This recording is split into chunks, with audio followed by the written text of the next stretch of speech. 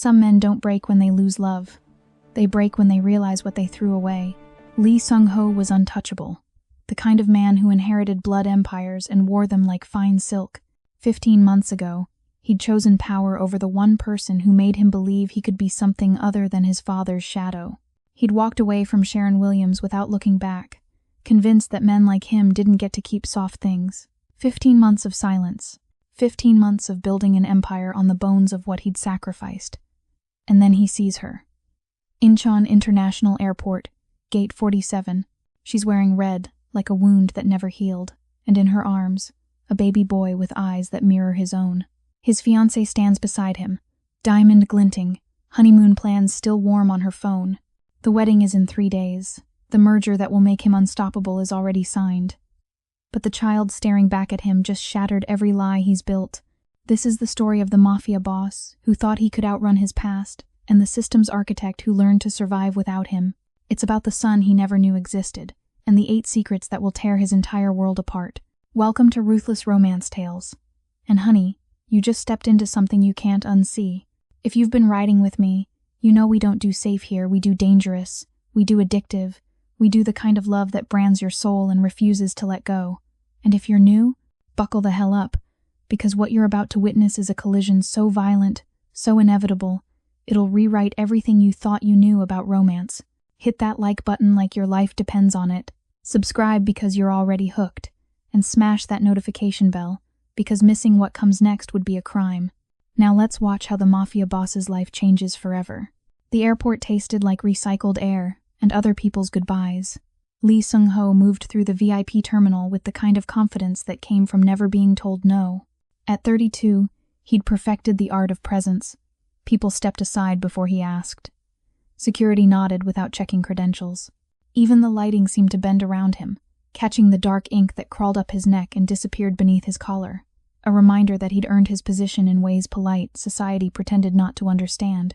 His fiancée, Min-ah, walked 3 steps behind in emerald silk, her phone pressed to her ear, finalizing details for a wedding that would unite 2 of Seoul's most powerful families. She was beautiful in the way expensive things were beautiful. Flawless, cold, exactly what his position required. The diamond on her finger caught the overhead lights as she laughed at something her wedding planner said, and Sung-ho felt nothing. He'd stopped expecting to feel anything 8 months ago when he'd finally agreed to this arrangement. Everything was choreographed. The flight to Santorini, the private villa, the carefully orchestrated union that would cement his control over the eastern ports. His father had died 18 months ago, leaving him an empire that demanded he become someone harder, someone colder. And in 72 hours, he'd have everything a man in his position could want. Then the doors to Gate 47 opened, and his heart stopped. She stood framed against the floor-to-ceiling windows, the late afternoon sun turning her into a silhouette he'd spent 15 months trying to forget. Sharon Williams. Her name hit him like a physical blow, stealing the air from his lungs. She wore red, deep crimson, that made her dark skin glow like warm amber, and for a moment, time folded in on itself. He was back in her apartment. The morning everything changed. His father's death, the emergency call, the choice he'd had to make. He'd kissed her forehead that last morning, whispered promises he'd known were lies even as he'd made them, left before she could wake up and see the coward he really was. But Sharon wasn't looking at him. She was looking down, adjusting the blanket wrapped around the infant in her arms. Sung-ho's vision narrowed. The airport noise faded to white static. His carefully constructed world tilted on its axis. The baby turned its head, and Sung-ho saw his own face staring back at him. Same dark eyes, serious even in infancy. Same exact shape to the brow. The same expression he'd seen in his childhood photographs, the ones his mother had burned after his father's funeral. This wasn't coincidence. This wasn't his imagination. This was biological certainty wrapped in a soft blue blanket. His hand released Min-ah's arm. He didn't remember deciding to let go. His feet carried him forward, autopilot overriding every survival instinct that screamed at him to turn around, to pretend he hadn't seen, to protect the life he'd built on the grave of what he'd destroyed. 10 feet. 5. Min-ah's voice cut through the fog, sharp and confused. Sung-ho, what are you doing? He didn't answer. Couldn't. Every word he'd ever learned had evaporated. Sharon must have felt his approach because she turned. Their eyes met across 3 feet of space that might as well have been the ocean he'd put between them 15 months ago. Her face was different. The softness he remembered had been replaced by something sharper, something that had learned to survive without him. But it was still her, still the woman who'd made him believe, for 6 beautiful months, that he could be more than his father's son. She didn't look surprised. She looked tired. Sharon. His voice came out wrecked, barely above a whisper. Sung-ho. She said his name like it was a fact. No emotion, no inflection, just acknowledgement. The baby made a soft sound, and Sung-ho's gaze dropped back to the child. His son. The word settled into his chest like a blade. How old? 6 months. Sharon shifted the baby's weight, and Sung-ho noticed the way she angled her body, instinctively protective. His name is Elias. 6 months. The math crashed into him like a freight train. She'd been pregnant when he left. She'd known.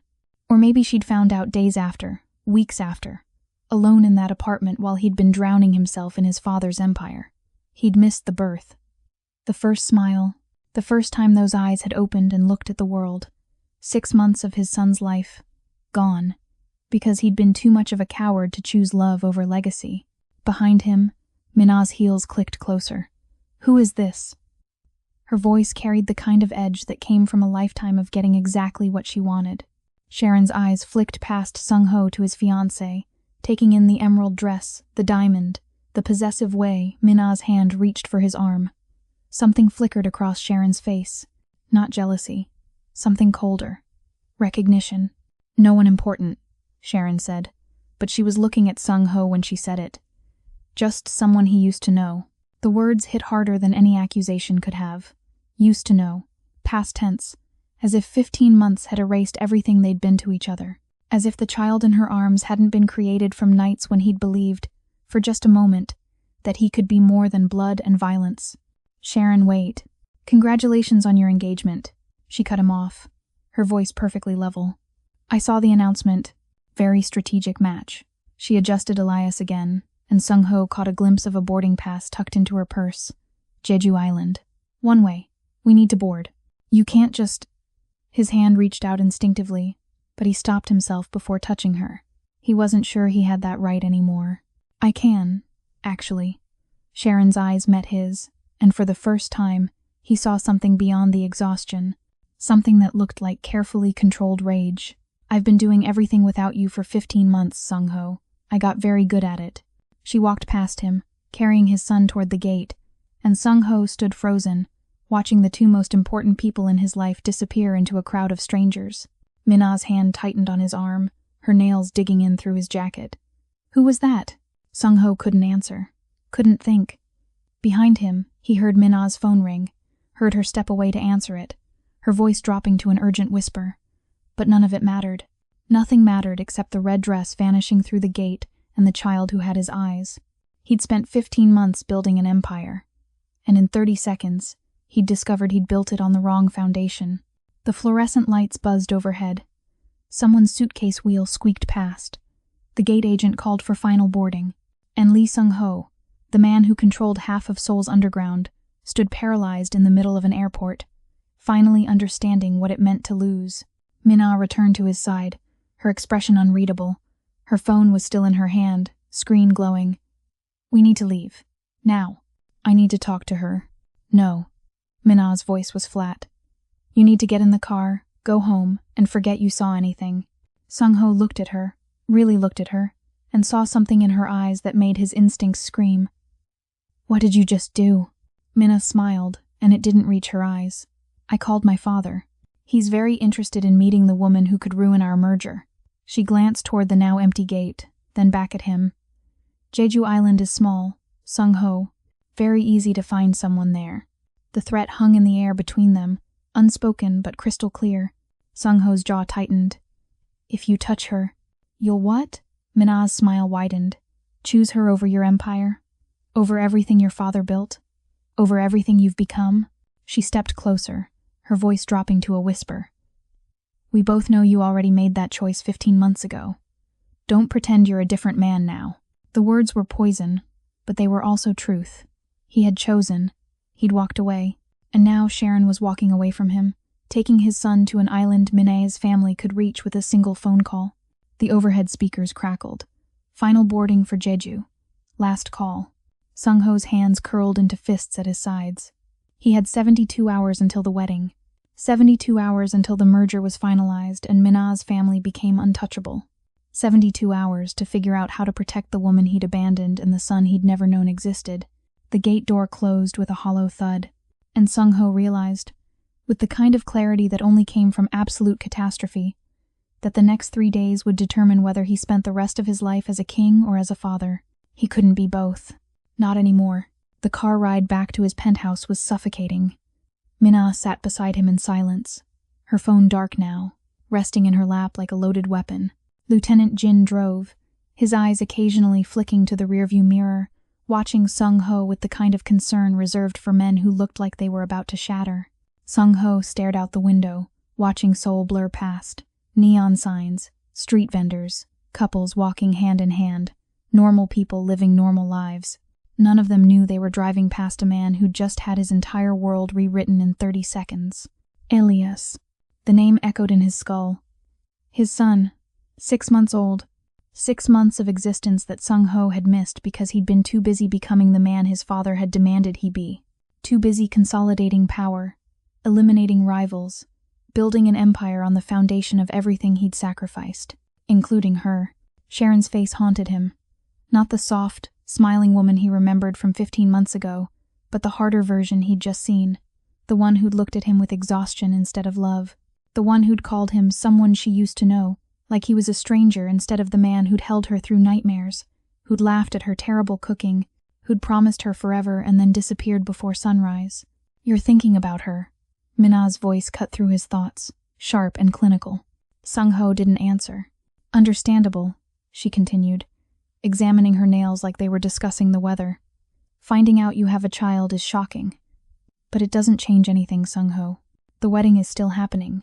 My father has already transferred half the merger funds. Backing out now would be financial suicide. Possibly literal suicide, depending on how insulted he feels. Sung-ho turned to look at her. Really look at her. They'd been engaged for 4 months, a business arrangement brokered by their families. She was intelligent, beautiful, connected to every power player in Seoul. On paper, she was perfect. In reality, she was a stranger wearing an engagement ring. You threatened my son, he said quietly. I stated facts. Mina's expression didn't change. Jeju is a small island. People are easy to find there. I'm simply pointing out that your indiscretion is now vulnerable in a way she wasn't when she was anonymous in Seoul. She has a name. I don't care about her name. Mina finally looked at him, and her eyes were cold calculation. I care about protecting my family's investment. You're that investment, Sung-ho. And right now you're compromised. The car pulled up to his building. 43 floors of glass and steel that touched the sky. His kingdom. His cage. Jin opened the door, but Sung-ho didn't move. I need to think, he said. Mina placed her hand on his arm. Her touch was ice. Think all you want, but remember who holds the power here. My father controls the ports. Your empire depends on those ports. One word from him, and everything you've built collapses. She leaned closer, her breath cold against his ear. Choose wisely, Sung-ho. Some mistakes can be managed. Others need to disappear. She stepped out of the car, her heels clicking against the pavement like a countdown. Jin waited, holding the door, his expression carefully neutral. Sung-ho sat in the back seat, his hands clenched so tight his knuckles had gone white. 15 months ago, he'd walked away from Sharon because he'd believed he had no choice. His father had just died. The organization was fracturing. Rivals were circling. He'd needed to become someone harder, someone capable of holding his father's empire together through sheer will and violence. He'd succeeded. In 15 months, he'd crushed 3 rival families, expanded into new territories, and positioned himself as one of the most powerful men in Seoul's underworld. He'd become exactly what his father had wanted him to be. And in doing so, he'd lost everything that mattered. Sung-ho finally stepped out of the car. The night air was cold, but it didn't touch the ice spreading through his chest. Jin fell into step beside him, silent but present. They rode the elevator to the penthouse in silence. The doors opened onto gleaming floors and floor-to-ceiling windows that overlooked the city. His city. Every light down there represented someone who feared him, respected him, or owed him. He'd built this empire on blood and sacrifice, but he'd never intended to sacrifice his own blood. "Boss," Jin said quietly, the first words he'd spoken since the airport. "What do you need?" Sung-ho walked to the window, staring out at Seoul's glittering skyline. Somewhere down there, in some office building or safe house, Minna's father was already making plans. Plans that involved Sharon, plans that involved Elias, plans that involved making problems disappear. "I need you to find someone," Sung-ho said. Quietly. "No one can know, especially not Minna's people." Jin pulled out his phone, ready. "Who?" "Sharon Williams. She's flying to Jeju tonight. I need to know where she's staying, who she's with, and every move she makes." Sung-ho turned to face his lieutenant. "And I need to know before Minna's father finds her first." Jin nodded once, already typing. "Consider it done." Sung-ho's phone buzzed. A text from Minna. "Dinner tomorrow, my parents want to meet you. 7 p.m. Don't be late." Another buzz. This time, an unknown number. Sung-ho opened it, and his blood went cold. It was a photo. Sharon standing in an airport, Elias in her arms. The angle was wrong, too distant. Someone had been watching her, following her, and they wanted Sung-ho to know it. No message, just the photo. Sung-ho's hands shook. Rage and fear mixed into something toxic that burned through his veins. He'd spent 15 months becoming someone untouchable, someone feared, but fear was useless when the people he cared about were the ones being threatened. "Change of plans," he said, his voice deadly calm. "I need a flight to Jeju, tonight, and I need it off the books." Jin looked up from his phone. "Boss, if you disappear right now, Minna's family will know something's wrong. I don't care. They'll move faster. If they think you're protecting her, then I need to get there first." Sung-ho grabbed his jacket, his mind already racing through possibilities. How long to arrange the flight? 2 hours? Maybe less. Do it. Sung-ho headed for the door, then stopped. "And Jin? If anyone asks where I am, you don't know. Understood?" Jin's expression was unreadable. "Understood." Sung-ho left the penthouse, his heart pounding against his ribs. He'd walked away from Sharon once because he'd believed he had no choice. He'd convinced himself that men like him didn't get to have families, didn't get to have love, didn't get to have anything that made them human. He'd been wrong, and now his son, his blood, was on an island with a target painted on his back because Sung-ho had been too weak to fight for what mattered. Not anymore. The elevator descended, carrying him down from his glass tower toward something that felt dangerously close to hope, or maybe desperation. He couldn't tell the difference anymore. His phone buzzed again. Another photo. This time, it was Sharon boarding the plane, Elias's tiny hand visible against her shoulder. The message that followed made his blood turn to ice. "She looks tired. Traveling alone with a baby must be exhausting. Accidents happen so easily when you're tired. No signature, no name, just the threat, clear and unmistakable." Sung-ho's jaw clenched. He typed back a single message. "Touch her, and I burn everything." The response came immediately. "You already burned everything 15 months ago. Now you're just counting the ashes." The elevator doors opened onto the parking garage. Sung-ho's car waited, sleek and black and fast enough to outrun everything except his past. He got behind the wheel, engine roaring to life. The airport was 30 minutes away. The flight to Jeju was an hour. Every second counted. Because somewhere on that island, Sharon Williams was arriving with his son, completely unaware that the man she'd loved and the man she'd left were both hunting her. One to save her, one to destroy her. And Sung-ho had 72 hours to figure out which version of himself would reach her first. The plane touched down on Jeju at 11:43 p.m. Sharon felt Elias stir against her chest, his small body warm and heavy in the carrier. He'd slept through the entire flight. Thank God. She hadn't. Every sound had made her jump. Every passenger who'd walked past their seats had made her pulse spike. Every announcement had felt like a countdown to something terrible. She was being paranoid. She knew that. Sung-ho didn't know where she was going, didn't know she'd taken this flight, didn't know anything except that she'd walked away from him at gate 47 with his son in her arms and hadn't looked back. Except she had looked back. Once. Just before boarding. and the expression on his face had nearly destroyed her resolve. Sharon shook her head, forcing the memory away. She couldn't afford to think about Sung-ho's face, couldn't afford to remember the way his voice had cracked when he'd said her name, couldn't afford to wonder if the shock in his eyes had been real or just another manipulation from a man who'd already proven he was very good at lying. The airport was nearly empty at this hour. Sharon collected her single suitcase from baggage claim, adjusted Elias in the carrier, and headed for the exit. The rental car company had promised a vehicle would be waiting, something small and inconspicuous, the kind of car that didn't draw attention, the kind of car that helped people disappear. Outside, the night air was cooler than Seoul, carrying the salt smell of the ocean. Sharon found her rental, loaded her suitcase, and carefully transferred Elias to his car seat. He whimpered but didn't wake. 6 months old, and he'd already learned to sleep through chaos. Just like his mother, Sharon slid behind the wheel and pulled up the GPS. The address she'd memorized glowed on the screen.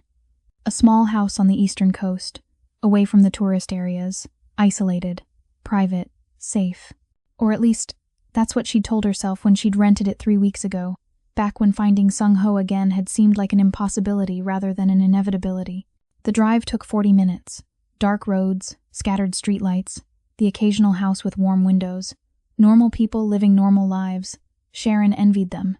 They probably didn't have to run, probably didn't have secrets that could get them killed, probably didn't have the father of their child engaged to a woman whose family made people disappear.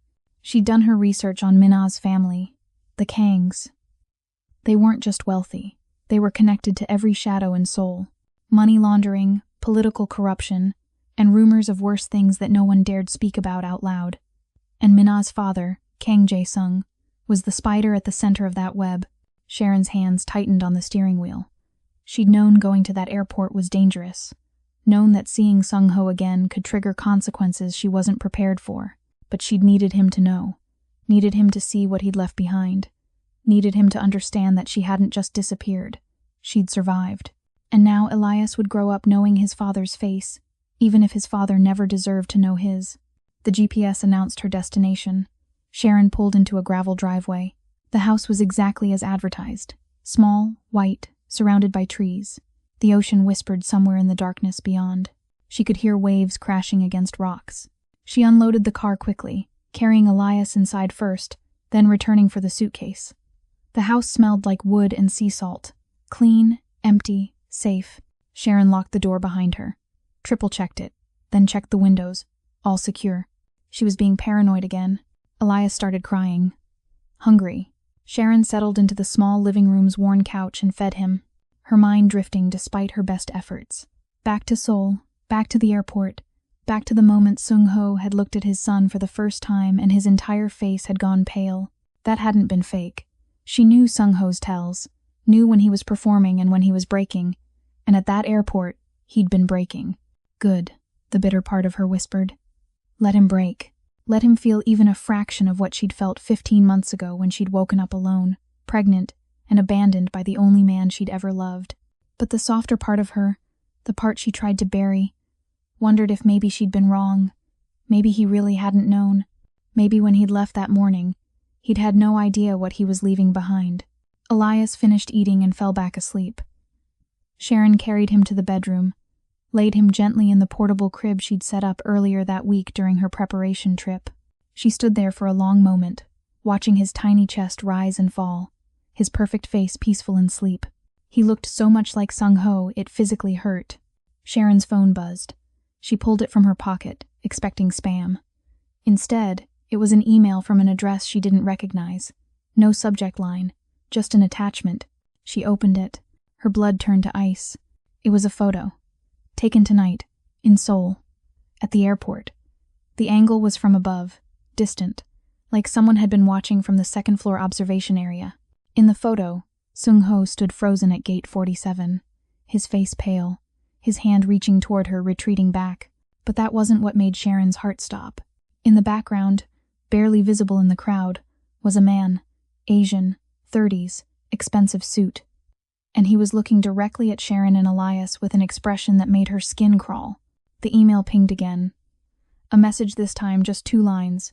You have something that belongs to powerful people. Running to islands won't save you. Sharon's hands shook. She deleted the email immediately, then checked every lock in the house again. All secure. But security was an illusion. If someone had her email, they had more. If someone had been watching her at the airport, they knew where she'd gone. She pulled Elias from the crib, held him against her chest, felt his heartbeat against hers, her baby, her son. The only good thing that had come from loving a man who'd left her behind. Sharon walked to the window, peering through the curtains at the dark driveway. Empty. Silent. Just trees and shadows, and the distant sound of waves. But somewhere in that darkness, someone was watching, and they wanted her to know it. Sung-ho's private jet landed on Jeju at 1:17 a.m. He hadn't slept, hadn't eaten, hadn't done anything except stare at his phone, waiting for another threatening message that never came. The silence was worse than the threats. Silence meant planning.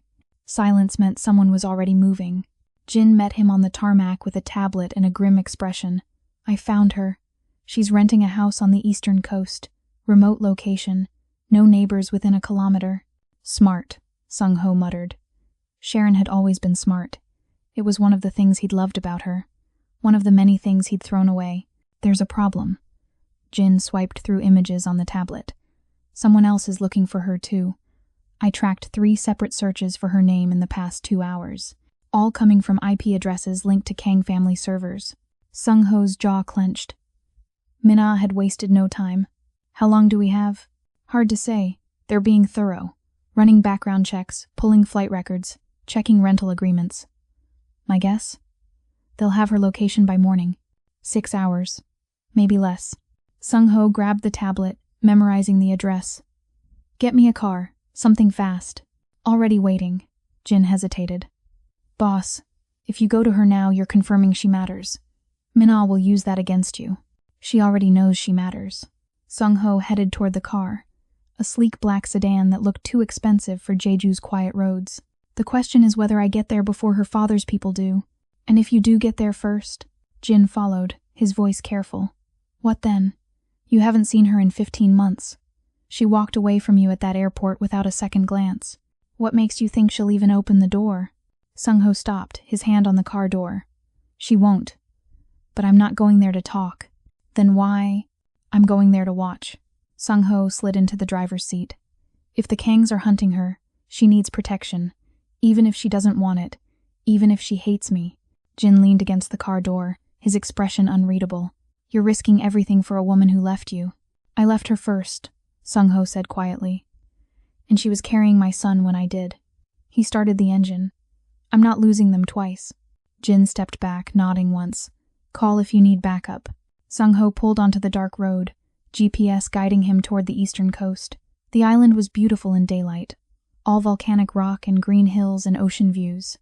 At night, it felt isolated, vulnerable, the kind of place where people came to hide, or where people came to hunt. His phone buzzed. A text from Minna. Where are you? He ignored it. Another buzz. My father wants to know why you're not answering. Sung-ho typed back. Tell your father I'm handling business. Her response came immediately. What business? You're not in Seoul. His blood went cold. She was tracking him. Of course she was. He'd been naive to think otherwise. Minna's family didn't make billion-dollar mergers without having insurance policies. And right now, Sung-ho was their investment. He pulled over, killed the engine, and dialed Jin. They're tracking my phone. I know. I'm already working on it. Jin's fingers clicked on a keyboard. Give me 2 minutes to reroute your signal through Seoul Towers. Make it 1 minute. Silence. Then, done. Your phone thinks you're at your penthouse. But boss, this won't hold if they have someone physically watching your building. They do. Sung-ho knew how the Kangs operated. How long before they figure out I'm not there? Morning maybe. Depends on how paranoid they're feeling. Not long enough. Sung-ho ended the call and started driving again. Faster this time. The GPS showed 30 minutes to Sharon's house. 30 minutes to get there before someone else did. The roads were empty. No cars. No lights. Just darkness, and the occasional street sign reflecting his headlights. Sung-ho's mind raced through possibilities. Best case scenario. He reached Sharon first, convinced her to leave, got her and Elias somewhere safe before the Kangs located them. Worst case. He arrived to find Kang's people already there. He didn't let himself think about what already there might mean. 20 minutes. The road curved along the coastline now. Ocean to his right, dark and endless. Trees to his left, thick enough to hide anything.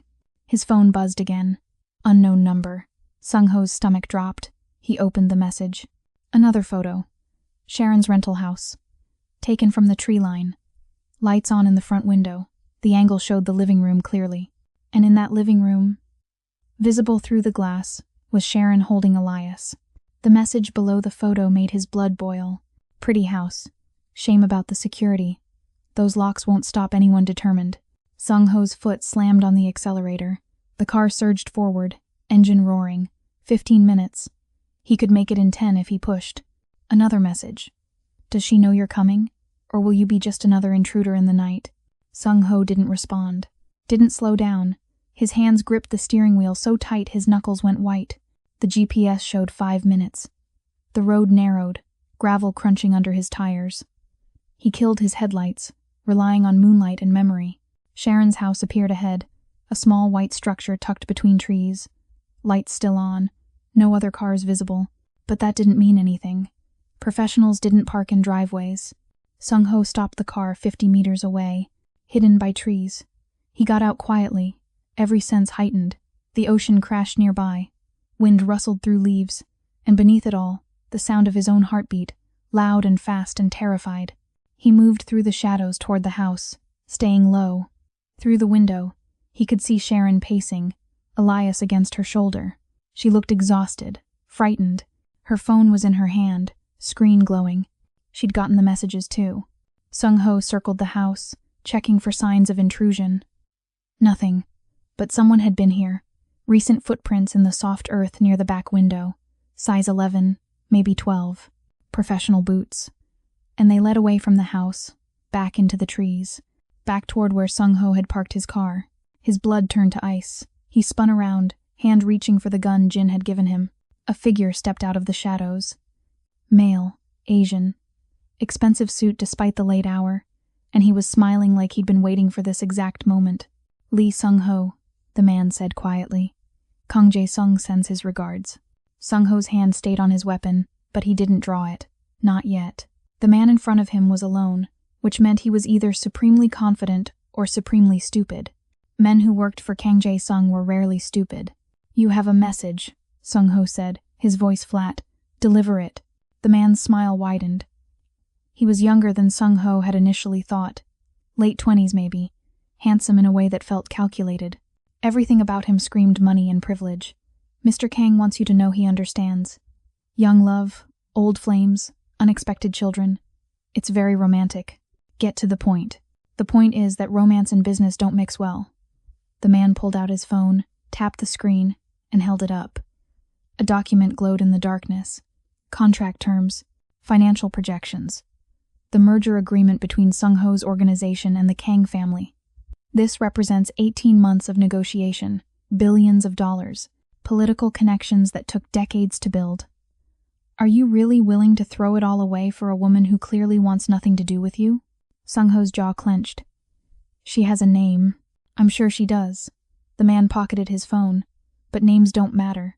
What matters is that you're here, on this island, when you should be in Seoul preparing for your wedding. Mr. Kang finds that concerning. Tell Mr. Kang I'm handling personal business. Your personal business is his business now. The moment you signed that contract, your life became part of a larger equation. The man gestured toward Sharon's house. That woman and that child, they're variables that don't fit. Mr. Kang prefers clean mathematics. Sung-ho took a step forward, closing the distance. If you're threatening her, I'm not threatening anyone.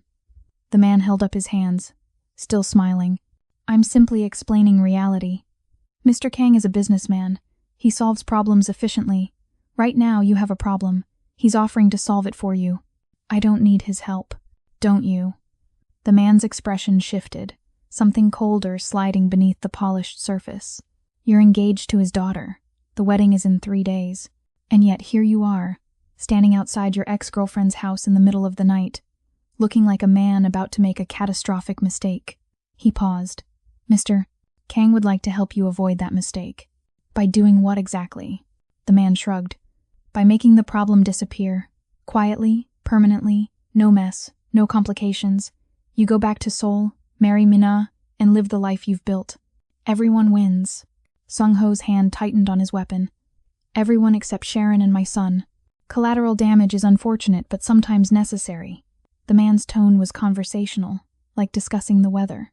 You know this, Sung-ho. You've made similar decisions in your own business. How many people have you sacrificed to build your empire? What makes these two different? They're mine. The words came out before Sung-ho could stop them. Raw, honest, the kind of honesty he'd spent 15 months burying beneath layers of control and calculation. The man studied him for a long moment. That's what I thought. That's what Mr. Kang thought too. He stepped back, creating distance, which is why he sent me with a different offer. I'm listening. Walk away. Now. Tonight. Get back on your plane. Return to Seoul. And forget you ever saw her at that airport. The man's voice dropped. In exchange, Mr. Kang guarantees her safety. She can stay on this island, raise your son, live whatever small life she wants, untouched, protected, as long as you stay away. Sung-ho's mind raced. It was a trap. Had to be. Men like Kang Jae-sung didn't make promises out of kindness. But the alternative was bringing Sharon and Elias back into his world, into the violence and politics and danger that came with being connected to him. And if I refuse, then Mr. Kang stops offering protection and starts offering solutions. The man's smile vanished entirely. You're a smart man, Sung-ho. You understand how this works.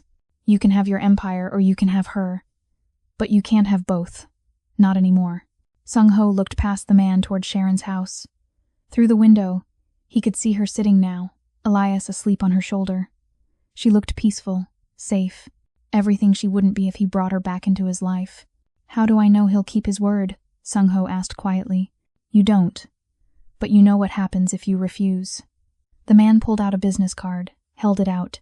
You have until sunrise to decide. After that, Mr. Kang makes the decision for you. Sung-ho took the card. Heavy stock, embossed lettering. Just a phone number. Nothing else. The man turned to leave, then paused. For what it's worth, I hope you choose wisely.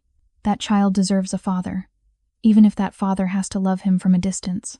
He disappeared into the trees, footsteps fading into the sound of wind and waves. Sung-ho stood alone in the darkness, card burning in his hand like evidence of a deal with the devil. He looked at Sharon's house, at the woman he'd loved, at the son he'd just discovered, at everything he'd thought he wanted 15 months ago before his father's death had forced him to become someone else. Inside the house, a light turned off. Sharon was going to bed, completely unaware that her life had just been bargained over like property, completely unaware that the man she'd once loved was standing 50 meters away, deciding whether to save her or destroy her. Sung-ho pulled out his phone, stared at the number on the card. Sunrise was 4 hours away. 4 hours to choose between the empire he'd built and the family he'd abandoned. 4 hours to decide what kind of man he really was. His phone buzzed. A text from Jin. Boss, we have a problem. Mina just boarded a private flight to Jeju. ETA, 2 hours. Sung-ho's decision time had just been cut in half, and Mina coming to the island changed everything. Sharon couldn't sleep. Every creak of the house sounded like footsteps. Every rustle of wind sounded like whispers. She'd checked the locks 6 times, pulled the curtains closed, positioned herself where she could see both the front door and Elias's crib simultaneously. The email had shaken her more than she wanted to admit. Someone knew where she was. Someone had been watching her in Seoul, and that someone wanted her to know she wasn't safe. She pulled out her laptop, the blue glow illuminating her face in the dark living room. Her fingers moved across the keyboard with practiced speed. Muscle memory from years of work she'd left behind when Elias was born.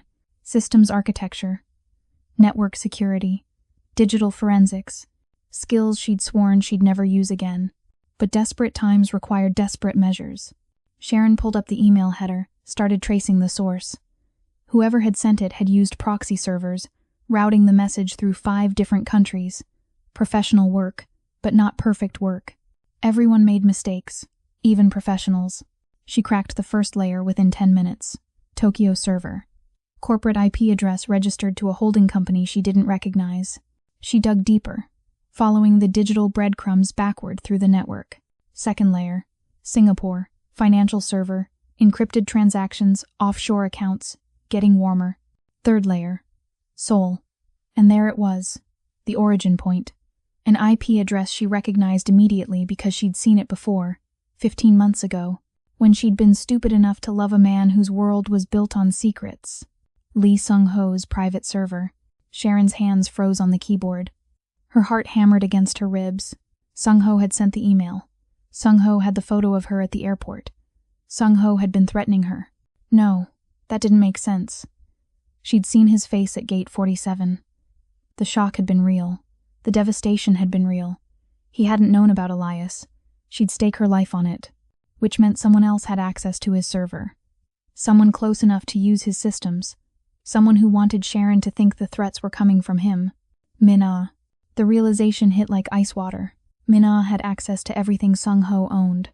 As his fiancée, she'd have passwords, security clearances, administrative privileges, and Min-ah had every reason to want Sharon gone. Sharon's fingers flew across the keyboard again, this time searching for different information. Min-ah's digital footprint, social media, financial records, anything that might give Sharon leverage. What she found made her blood run cold. Min-ah wasn't just Kang Jae-sung's daughter. She was his operations technical coordinator. Money laundering, data encryption, digital evidence destruction. Every illegal transaction the Kang family made went through systems Min-ah personally designed. And 3 weeks ago, Min-ah had created a new file folder on Sung-ho's server. Title: Contingency Protocol. Sharon clicked it open, her stomach churning. Inside were documents, surveillance photos, background checks, all focused on one person, her. The earliest photo was dated 2 months ago, Sharon leaving her apartment in Seoul. Another from 6 weeks ago, grocery shopping with Elias. Another from 4 weeks ago, meeting with the Jeju rental agent. Min-ah had been tracking her for months, long before the airport, long before Sung-ho even knew Elias existed. But why? What had triggered Min-ah's interest? Sharon dug deeper, searching through file metadata, creation dates, edit logs, and there, buried in the code, she found it. A document titled Inheritance Clause, Amended. She opened it. Legal language filled the screen. Dense, complex, but Sharon had learned to read contracts when she'd worked in corporate security. She scanned through the paragraphs, her mind racing. The merger between Sung-ho's organization and the Kang family had a clause. If Sung-ho produced a biological heir before the wedding, the power structure shifted. Instead of Min-ah's family controlling 60% of the combined empire, Sung-ho would retain majority control. His bloodline would inherit everything, but only if the heir was legitimate, recognized, protected. Sharon's hands started shaking. Elias wasn't just Sung-ho's son. He was a threat to the Kang family's entire plan. They'd spent 18 months negotiating a merger that would give them control of Seoul's underworld. And Sharon's baby boy was the only thing standing between them and total power, which meant they weren't trying to scare her. They were trying to eliminate the problem before Sung-ho could legitimize it. Her phone buzzed. Another email. Same anonymous address. But this time, the message was different. You're smarter than we thought. Cute trick with the trace. But you're still in a house with one exit, on an island with one airport, holding a child worth more dead than alive. Run if you want. We'll find you. Stay and wait. We'll find you. Either way, sunrise changes everything. Attached was a live feed. Security camera footage. Except it wasn't from her house. It was from outside her house. Night vision. Real time. Showing her rental car in the driveway. Showing her front door. Showing the exact position of every window. Someone was watching her right now. Sharon closed the laptop, her breath coming in short gasps. She moved to the window, peering through a crack in the curtains. The driveway looked empty. The trees were just shadows. Nothing moved. But the camera feed didn't lie. Someone was out there. She pulled Elias from his crib, held him close. His warm weight against her chest was the only thing keeping her from complete panic. She needed to think, needed a plan, needed glass shattered, not from a window. From her laptop screen, Sharon spun around. The laptop sat on the coffee table where she'd left it, but the screen was spiderwebbed with cracks, destroyed from the inside. Smoke curled from the keyboard, a remote kill switch. Someone had just fried her computer to destroy the evidence she'd found, which meant they knew she'd been digging. Knew she'd found the inheritance clause. Knew she understood why Elias was a target. Sharon grabbed her phone, her keys, Elias's diaper bag. She had to move. Had to run. Staying in this house was suicide. She reached for the front door, then froze. Someone was standing on her porch. She could see the shadow through the frosted glass. Tall, male, not moving, just standing there, waiting.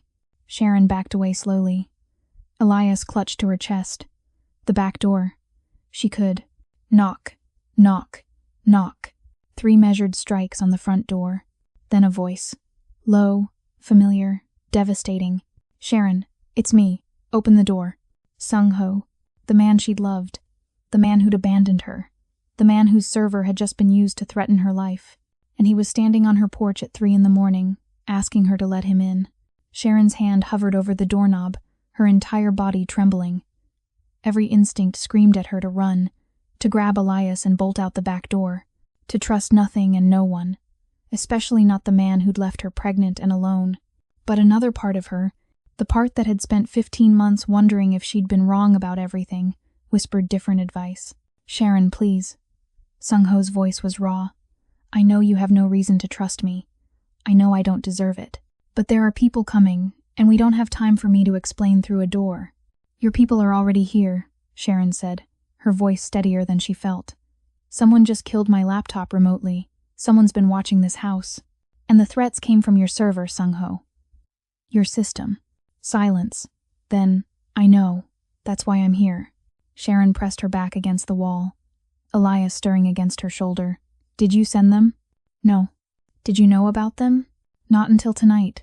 His voice dropped. Sharon, I swear on everything I am, I didn't know you were being threatened. I didn't know about any of this until I traced your location and found Kang's man in the woods. Kang's man? Her blood went cold. Minna's father sent someone. He's offering me a deal. I walk away from you and Elias permanently, and he promises to protect you. I refuse, and Sung-ho's voice cracked, and he stops offering protection. Sharon's mind raced. The inheritance clause, the surveillance, the threats. It all made horrible sense. The Kangs needed Elias gone, but they needed Sung-ho complicit. They were forcing him to choose between his empire and his son. What did you tell him? She asked. I haven't decided yet. Honest. Devastating. That's why I'm here. Because I need you to understand something before I make that choice. Understand what? That 15 months ago, when I left you, I thought I was protecting you. His words came faster now. Urgent. My father had just died. Rival families were circling. People were dying. I was drowning in blood and violence, and I couldn't drag you into that. I thought walking away was the right thing. The only thing. You're wrong. Sharon's voice was ice. The right thing would have been telling me the truth, letting me choose. Not deciding for me like I was a child. I know. The words were barely audible. I know that now. But knowing doesn't change what I did. Doesn't change that I wasn't there when you found out you were pregnant. Wasn't there when Elias was born. Wasn't there for any of it. Sharon closed her eyes, fighting tears she refused to shed. Why are you here, Sung-ho? Really? Is it guilt? Is it because Kang gave you an ultimatum? Or is it because you actually want to be a father? Long silence. I don't know, he finally said. I saw him at the airport for 30 seconds, Sharon. 30 seconds of looking at my son. I don't know how to be a father. I don't know if I'm capable of it. My own father was a monster. What if that's all I know how to be? Something in Sharon's chest cracked. Not forgiveness, not even close, but understanding. She'd spent 15 months hating him, building walls, convincing herself she was better off alone. But she'd never considered that maybe he'd been just as terrified as she was. Open the door, Sung-ho said quietly. Let me see him. Just once, then I'll make my decision. I'll either walk away forever, or I'll burn down everything I've built to keep you both safe. But I need to see him first. I need to know what I'm choosing. Sharon's hand moved to the lock before her brain could override it. She slid the deadbolt back, turned the handle, opened the door just wide enough to see his face. Sung-ho looked wrecked. Dark circles under his eyes. Hair disheveled, suit rumpled like he'd been wearing it for days. But his eyes, when they met hers, were devastatingly sober. Thank you, he whispered. Sharon stepped back, letting him in. He moved past her carefully, maintaining distance, respecting boundaries he'd shattered months ago. His gaze locked onto Elias, sleeping peacefully against her shoulder, completely unaware his existence had triggered a war. Sung-ho's face did something complicated. Pain, wonder, regret, all mixed together into an expression Sharon had never seen him wear. He's perfect, Sung-ho breathed. He is. Sharon's grip on Elias tightened. And he deserves better than being a bargaining chip in your family's politics. I know. Sung-ho reached out, then stopped himself. Can I? No. Sharon's voice was firm. You don't get to hold him. Not yet. Not until I know you're staying. Sung-ho's hand dropped. That's fair. Is it? Sharon's anger finally broke through. Because fair would have been you staying 15 months ago. Fair would have been you calling, texting, anything. Fair would have been you fighting for us instead of just disappearing. You're right. Stop agreeing with me. Sharon's voice rose, waking Elias. He whimpered, and she immediately softened, rocking him gently. Defend yourself. Give me something to hate instead of just standing there taking it. Sung-ho met her eyes. Would that make it easier? Yes. Then I'm sorry. Because I don't have any defenses. I was wrong. I'm still wrong. And if I walk away tomorrow, I'll be wrong about that too. He stepped back toward the door. Minna is landing in 90 minutes. Her father's man gave me until sunrise to decide. That's 3 hours from now. What happens at sunrise? Either I sign papers dissolving our engagement and giving up all claims to the Kang merger, or he stopped. Or what? Sung-ho looked at Elias one more time, his expression raw. Or they eliminate the complication before the wedding. Clean mathematics, they called it. New hair, new inheritance clause. New problem. Sharon's arms tightened around her son. They're going to kill him. Not if I walk away. Kang promised protection if I stay out of your lives permanently. And you believe him? No. Sung-ho's laugh was bitter. But I believe he'll kill Elias if I don't. The weight of it settled between them. Impossible choices, unwinnable games, and a 6-month-old baby caught in the middle. So what do we do? Sharon asked quietly. Sung-ho pulled out his phone, stared at the screen for a long moment, then looked up at her with something dangerous in his eyes. We stopped playing their game. Sharon stared at him. What does that mean? Sung-ho moved to the window, peering through the curtains at the dark driveway. The Kangs think they have leverage because they control information. They know where you are. They know about Elias. They think I'll choose my empire over my family because that's what I did before. He turned back to her. They're counting on me being predictable. And you're not? Not anymore. He pulled out his phone, typed something quickly. Jin is 5 minutes away. He's bringing equipment. We're going to need it. Equipment for what? For disappearing. Sung-ho's expression was grim. The Kangs are tracking my phone, tracking my accounts, tracking every digital footprint I have. But they're not tracking yours. Sharon's mind caught up quickly. Because I don't exist in your world. I never did. Exactly. Sung-ho pocketed his phone. When I left you 15 months ago, I scrubbed every connection between us. Deleted photos, messages, transaction records. I thought I was protecting you from my enemies. Turns out I was protecting you from my allies too. So the Kangs don't know who I really am. Sharon's systems architect brain started connecting pieces. They know I had your baby. They know I'm a threat. But they don't know about my background. What background? Sharon smiled for the first time since the airport. It wasn't a nice smile. Before Elias, I worked in corporate security. Financial systems, data encryption, network architecture. I built security systems for companies that didn't want anyone knowing their business. She shifted Elias to her other shoulder. I know how to hide things, Sung-ho. I know how to make people disappear. Something sparked in Sung-ho's eyes. Can you make us disappear? From the Kangs? Maybe. From Minna? Sharon hesitated. She's been tracking me for months. She's good, but I'm better. Confident. Honest. Sharon moved to her destroyed laptop, pulled out a small flash drive that had been hidden in the battery compartment. I backed up everything I found tonight. The inheritance clause, Minna's surveillance logs, financial records showing the Kang family's illegal operations. Everything. Sung-ho went very still. That's leverage. That's mutually assured destruction. Sharon held up the drive. We release this, and the Kangs go down. But so do you.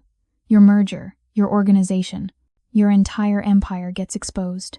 I don't care about the empire. You did yesterday. Yesterday I didn't know I had a son. Sung-ho's voice was steady. Yesterday I thought power was the only thing that mattered. Today I know better. Sharon wanted to believe him. Desperately. But 15 months of abandonment made trust complicated. Words are easy, Sung-ho. What happens when Mina lands? When her father calls? When you have to actually choose? Then I choose you. He said it simply. Both of you. Whatever that costs. Before Sharon could respond, headlights swept across the windows. A car pulled into the driveway. Jin emerged carrying 2 large cases, moving quickly toward the house. Sung-ho opened the door. Jin entered, his expression professionally blank despite the situation. He nodded to Sharon. Miss Williams, you know my name. I know everything about you. Jin set the cases down. Part of the job. No offense intended. All offense taken. Sharon replied. But there was no heat in it. She was too busy watching Sung-ho open the cases. Inside were passports, cash, burner phones, and equipment she recognized immediately. Signal jammers, she said. High grade. Military spec. Jin looked impressed. You know your tech. I told you she was good, Sung-ho said, pulling out 3 passports. He handed one to Sharon. Canadian identity. Mother traveling with infant son. Backstory is you're visiting family in Vancouver. Sharon opened the passport. Her photo stared back at her, but the name was different. Sarah Chen. How did you get my photo?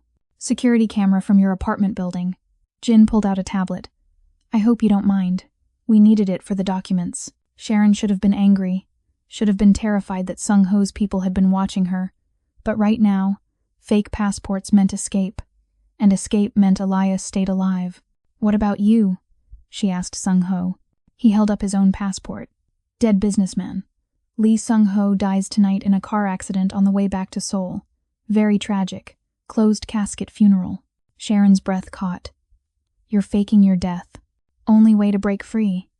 Sung-ho looked at Jin. Can you sell it? Already in motion. Jin pulled up footage on his tablet.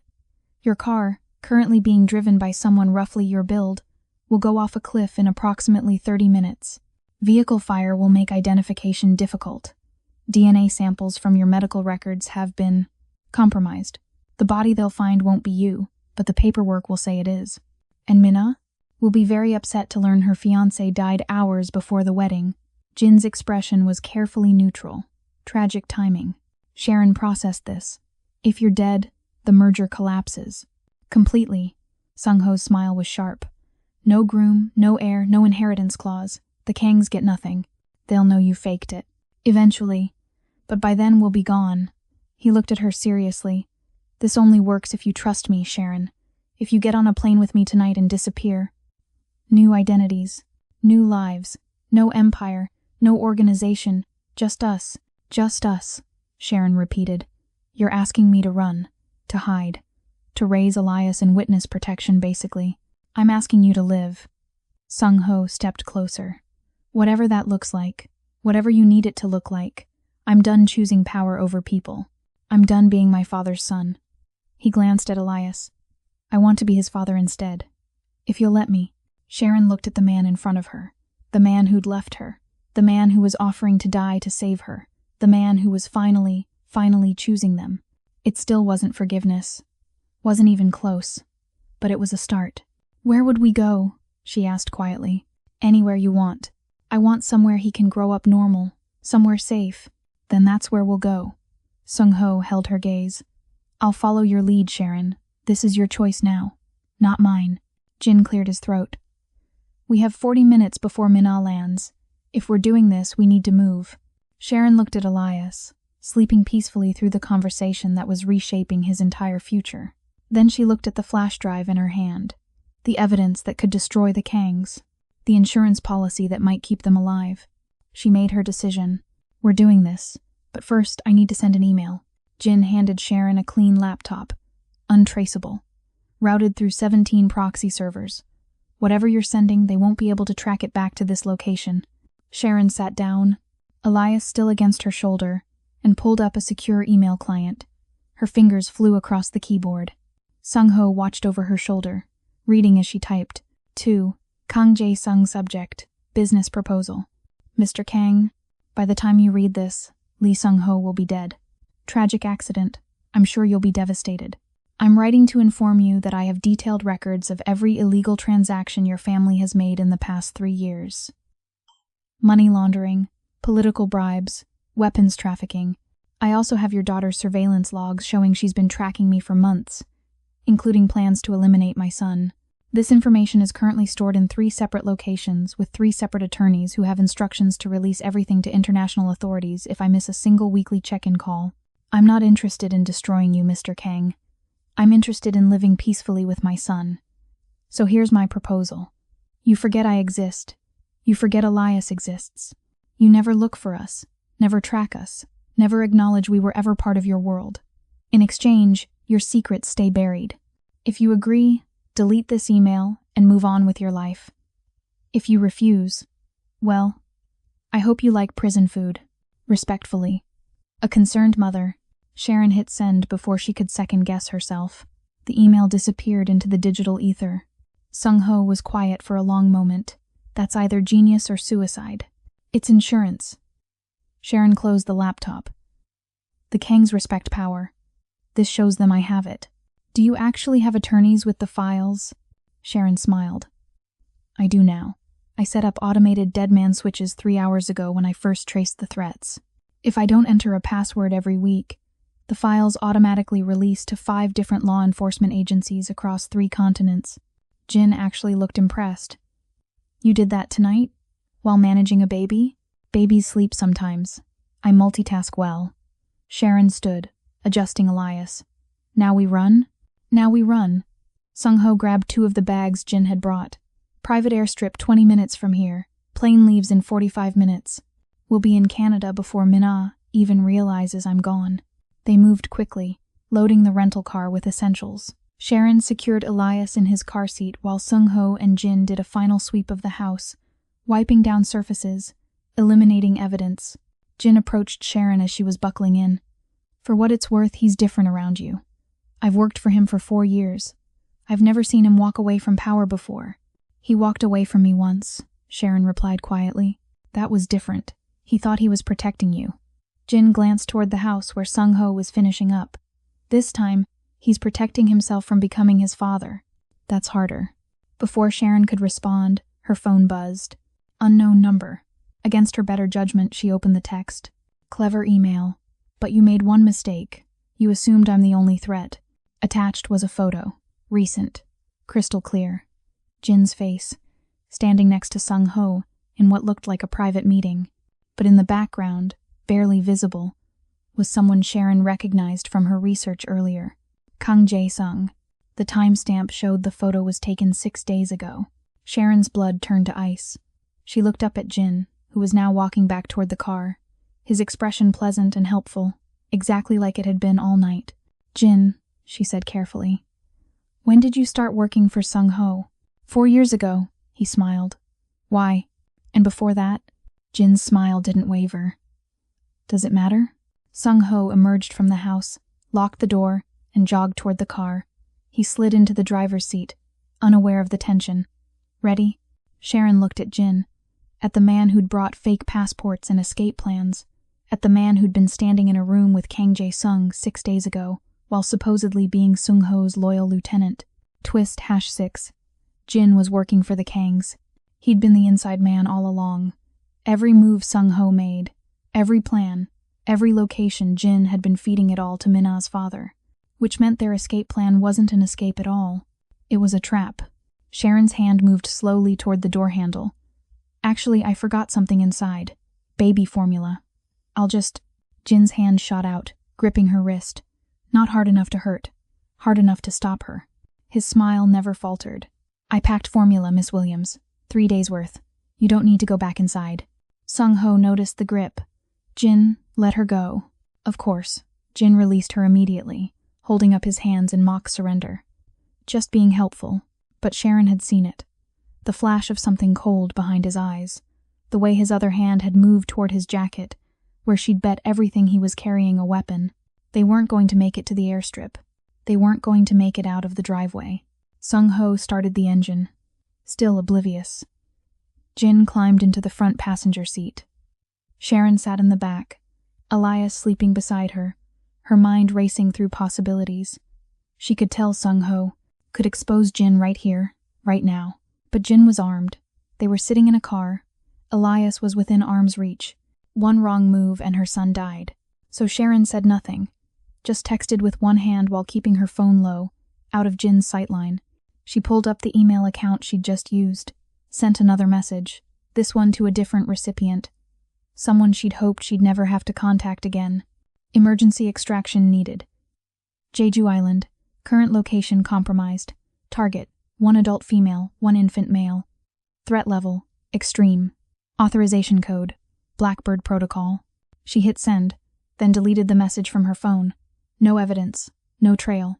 The recipient would get it, would understand, would move. If they arrived in time. Sung-ho pulled out of the driveway, heading toward the airstrip, toward whatever Jin had planned. Sharon's hand rested on Elias's car seat, ready to grab him and run at the first opportunity. Jin turned in his seat, looking back at her with that same pleasant smile. Nervous, Miss Williams? Terrified, Sharon admitted honestly, but probably not for the reasons you think. His smile widened, and Sharon realized with horrifying clarity that he knew she'd figured it out, and he didn't care. Because whatever was waiting at that airstrip, Jin was confident they wouldn't survive it.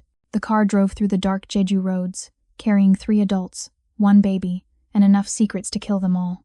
Sharon's phone buzzed silently in her pocket. 1-word reply: incoming. The airstrip appeared ahead, a single runway carved into dark fields. No lights, no tower, just empty space, and a small plane waiting at the far end. Too convenient, Sharon thought. Too perfect. Sung-ho parked near the runway. Jin, do a perimeter check before we board. Already done remotely. Jin pulled out his tablet. All clear. Do it again. In person. Sung-ho's voice carried an edge Sharon hadn't heard before.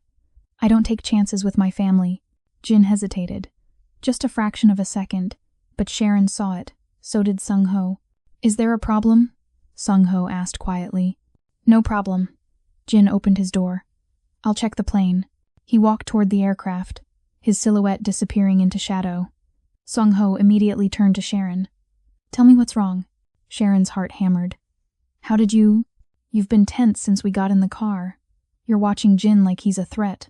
Sung-ho's eyes were sharp. What did I miss? Sharon pulled out her phone, showed him the photo. This was taken 6 days ago. Jin and Kang Jae-sung. Together. Sung-ho's face went pale, then red, then absolutely cold. He's been feeding them information. Everything. Our location, our plans, this escape. Sharon gripped Elias tighter. We're not escaping, Sung-ho. We're walking into an ambush. Sung-ho's hand moved to his waistband, checking for the weapon Sharon knew he carried. How long have you known? 5 minutes. I couldn't tell you with him in the car. Smart. Sung-ho looked toward the plane where Jin had disappeared. We need to move. Now. Back to the car. Drive in the opposite. Headlights flooded the airstrip. 3 vehicles, coming from different directions, boxing them in. Black SUVs with tinted windows. Professional. Coordinated. The trap had sprung. Sung-ho's hand found Sharon's. Stay behind me. The SUVs stopped. Doors opened. Men emerged. 6 of them. All armed. All wearing the kind of suits that said money and violence in equal measure. And from the center vehicle, stepping out with calculated grace, was Min-ah. She wore white. Always white. Like she was pure instead of poison. Her heels clicked against the runway as she approached, and her smile was the coldest thing Sharon had ever seen. Sung-ho. Min-ah's voice was silk over steel. Running away on our wedding day? How rude. There's not going to be a wedding. Sung-ho positioned himself between Min-ah and Sharon. I'm done, Min-ah. Done with your family. Done with the merger. Done with all of it. You don't get to be done. Min-ah gestured, and her men raised their weapons, not pointing yet. Just ready. You signed contracts, made commitments. You belong to my family now. I belong to myself. No, Min-ah's smile widened. You belong to whoever holds the most leverage, and right now that's me. Her eyes shifted to Sharon. Hello, Sharon. I'd say it's nice to meet you, but we both know I've been watching you for months. I know. Sharon's voice was steady despite her fear. I found your surveillance logs. Very thorough. I'm thorough about threats. Minna's expression hardened. And you, with that child, are the biggest threat to my family's plans. Then you received my email. I did. Very clever. Very bold. Minna stepped closer. But you made one critical error. You assumed my father cares about prison. Men like him don't go to prison, Sharon. They make prosecutors disappear. They buy judges. They rewrite history. She paused. Your insurance policy is worthless. Sharon's stomach dropped. She'd been wrong. She'd gambled everything on the Kangs, valuing their freedom over revenge. She'd lost. Jin emerged from the plane, walking calmly back toward the group. He didn't look at Sung-ho, didn't apologize, just took his position beside Minna like he'd always belonged there. 4 years, Sung-ho said quietly. 4 years you stood beside me. I trusted you, and I was paid very well for that trust. Jin's expression was neutral. Nothing personal, boss. Just business. Everything's personal. Sung-ho's hand tightened on his weapon, especially betrayal. Then you understand why this has to end here. Minna nodded to her men. Kill them. Make it look like a robbery gone wrong. Tourist and her baby, tragic victims. The body in that car crash will be Lee Sung-ho. No loose ends. The men raised their weapons. Sharon pulled Elias closer, her body curving around him protectively. This was it. She'd run out of moves, run out of plans, run out of time. Sung-ho stepped forward, blocking the line of fire. You want them? Go through me first. Gladly, Minna said. Then the night exploded with light. Helicopters, 3 of them, appeared from nowhere. Spotlights flooded the airstrip, bright enough to blind. The sound was deafening, rotors churning air into chaos. Men rappelled down, fast and professional. Not Korean. American. Military gear, unmarked uniforms, moving with the kind of precision that spoke of serious training. Twist hash height. Sharon's emergency contact wasn't just backup. It was a full tactical extraction team. They hit the ground and immediately secured the perimeter. Weapons trained on Minna's men. Outgunned. Outmaneuvered. Over in 30 seconds. A woman emerged from the lead helicopter. 40-something, sharp-eyed, carrying authority like a weapon. She walked straight to Sharon. Miss Williams, or should I say, Agent Williams. Sharon's face was carefully blank. Former agent. Sung-ho's head whipped around. Agent? CIA. The woman confirmed. Sharon Williams worked Financial Crimes Division for 6 years before she resigned 18 months ago. Right around the time she met you, Mr. Lee. The woman's smile was thin. We've been watching this situation develop with great interest. Minna's confidence finally cracked. You can't. We can. We are. The woman pulled out a tablet, showed it to Minna. Thanks to Miss Williams's files, we have everything we need to dismantle your father's entire operation. International trafficking, money laundering, political corruption across 4 countries. Congratulations, Miss Kang. You're all going to prison. Sharon looked at Sung-ho, saw the betrayal and confusion warring on his face. I was undercover, investigating Korean organized crime. Then I met you, and everything got complicated. How complicated? His voice was hollow. I fell in love with my target. Sharon's eyes filled with tears. I was supposed to gather evidence and disappear. Instead, I got pregnant, and you left first. I resigned from the agency because I couldn't do the job anymore, couldn't betray you. But I kept the contacts. Just in case. Just in case you needed to burn me. Just in case I needed to save our son. Sharon held Elias up. I chose him, Sung-ho. I chose us. Even if it meant exposing everything. The CIA woman cleared her throat. Mr. Lee, you have 2 options. Cooperate with our investigation, provide testimony against the Kang family, and we'll consider witness protection. Or refuse and face charges yourself. Sung-ho looked at Sharon. At Elias. At the life he'd built and the life he'd destroyed. At 15 months of mistakes and 3 hours of choices. I cooperate. Full testimony, whatever you need. He stepped closer to Sharon. But they stay safe, protected. That's non-negotiable. Agreed. The woman gestured to her team. Get them on the helicopter. We leave in 2 minutes. Sharon grabbed Sung-ho's hand as they moved toward the aircraft. I'm sorry. I should have told you. You should have. His grip tightened. But you chose us when it mattered. That's more than I did. They climbed into the helicopter. Elias waking now, crying at the noise. Below, Minna and Jin were being restrained, their empire crumbling. As the helicopter lifted off, Sharon watched the airstrip disappear below. The trap, the betrayal, the violence they'd barely escaped. Sung-ho's arm wrapped around her shoulders.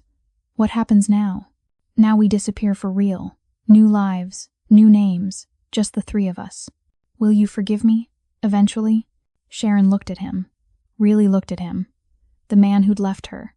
The man who'd come back. The man who'd chosen their son over everything he'd built. Ask me again in a year. When you've proven you can stay. Sung-ho nodded, pressed a kiss to Elias's forehead. I can stay. The helicopter banked east, carrying them toward sunrise and second chances, and a future none of them could have predicted. Behind them, the island burned with flashing lights and fallen empires. Ahead was only uncertainty. But for the first time in 15 months, Sharon felt something dangerous bloom in her chest. Hope? The house in Vancouver was small, nothing like the glass towers and luxury Sung-ho had once commanded.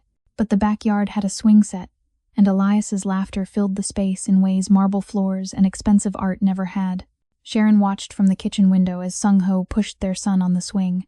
Elias was 18 months old now, talking in broken sentences, calling Sung-ho Dada with absolute certainty. It hadn't been easy. The first months in witness protection had been tense. Therapy sessions, difficult conversations. Nights when Sharon couldn't sleep, couldn't trust, couldn't forget that he'd left once before. But Sung-ho had stayed.